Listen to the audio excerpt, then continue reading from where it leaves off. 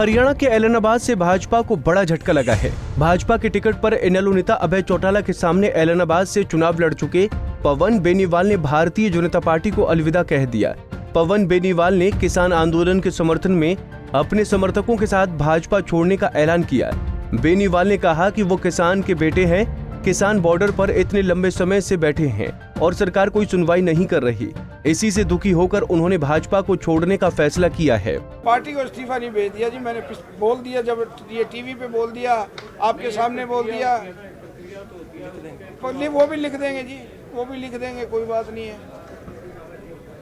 Party को बता दी गया, मेरे आज जिला अध्यक्ष से बात हुई थी, उनको भी बता दिया था मैंने भी मैं प्रेस कॉन्फ्रेंस करने जा रहा हूँ, उनको पता है, सब पता है, ऊपर तक पता है।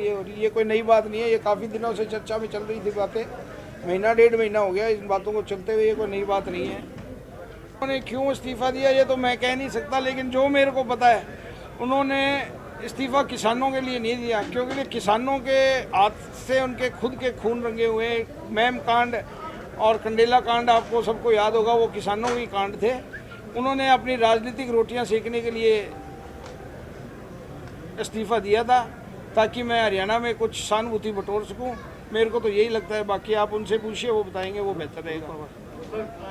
और रूपावास में आपको कुछ पहले, थोड़े दिन पहले कांड का पता होगा, एक बुजुर्ग आदमी जब टंकी पे चढ़े हुए थे किसान, एक बुजुर्ग आदमी ने बीच में बोला था, तो उनके साथ कैसे बर्ताव किया, किसानों के साथ कैसे हमारे माननीय विधायक जी बर्ताव करते हैं किसानों के साथ, वो किसी से छिपा हुआ नहीं है। देखिए ये तो वक्त बताएगा जी, चुनाव लड़ेंगे या नहीं लड़ेंगे, लेकिन जब 3 पीढ़ी हो गई हमारी राजनीति में, मैं कोई आज राजनीति में नहीं आया।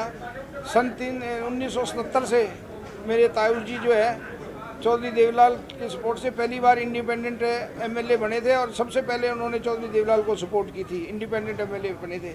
उसके बाद में मेरी ताई जी भी रही हैं एमएलए, राज्यसभा की मेंबर भी रही है, और मैं खुद 2 चुनाव लड़ चुका हूँ।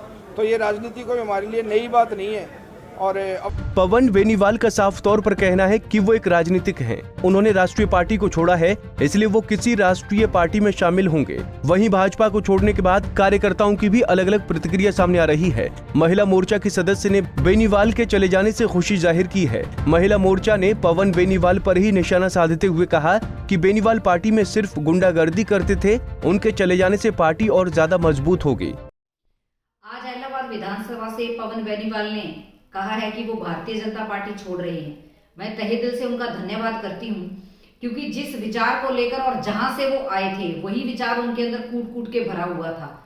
एक तरफ तो भारतीय जनता पार्टी भय मुक्त, भ्रष्टाचार मुक्त के साथ अपने नारे को बुलंद कर रही है, और दूसरी तरफ पवन बेनीवाल भय के साथ, भ्रष्टाचार के साथ और गुंडागर्दी के साथ अपना राज करना चाहता था। और ऐसा व्यक्ति भारतीय जनता पार्टी के साथ कभी चल ही नहीं सकता, और उन्होंने हमेशा से ही अपनी गुंडागर्दी के कारण ही भारतीय जनता पार्टी के जो मूल विचार के कार्यकर्ता हैं उनको दबाने का काम किया था।